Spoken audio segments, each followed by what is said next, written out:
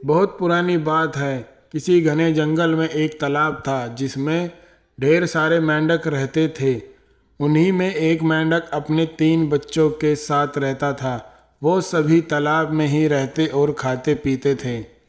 उस मेंढक की सेहत अच्छी खासी हो चुकी थी और वो उस तालाब में सबसे बड़ा मेंढक बन चुका था। उसके बच्चे उसे देखकर काफ़ी खुश होते थे। उसके बच्चों को लगता कि उनके पिता ही दुनिया में सबसे बड़े और बलवान हैं। मेंढक भी अपने बच्चों को अपने बारे में झूठी कहानियां सुनाता और उनके सामने शक्तिशाली होने का दिखावा करता। उस मेंढक को अपने शारीरिक कद काठी पर बहुत घमंड था।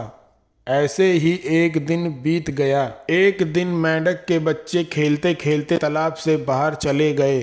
वो पास के एक गांव पहुंचे। वहां उन्होंने एक बैल को देखा और उसे देखते ही उनकी आंखें खुली की खुली रह गईं। उन्होंने कभी इतना बड़ा जानवर नहीं देखा था। वो बैल को देखकर डर गए और बहुत ज़्यादा हैरान हो गए। देखे जा रहे थे और बैल मज़े से घास खा रहा था। घास खाते खाते बैल ने जोर से हुंकार लगाई। बस फिर क्या था, मेंढक के तीनों बच्चे डर के मारे भागकर तालाब में अपने पिता के पास आ गए।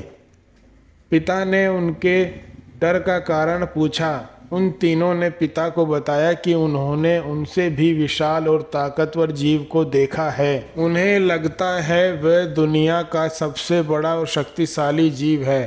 यह सुनते ही मेंढक के अहंकार को ठेस पहुंची। उसने एक लंबी सांस भरकर खुद को फुला लिया और कहा, क्या वो उससे भी बड़ा जीव था? उसके बच्चों ने कहा, हाँ, वो तो आपसे भी बड़ा जीव था। मेंढक को गुस्सा आ गया।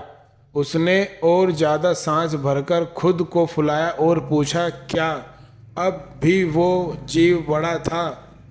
बच्चों ने कहा, हाँ, ये तो कुछ भी नहीं, वो आपसे कई गुना बड़ा था। मेंढक से ये सुना नहीं गया। वह सांस फुला फुला कर खुद को गुब्बारे की तरह फुलाता चला गया। फिर एक वक्त आया जब उसका पूरा शरीर पूरी तरह फूल गया और वो फट गया और अहंकार के चक्कर में वह अपनी जान से हाथ धो बैठा।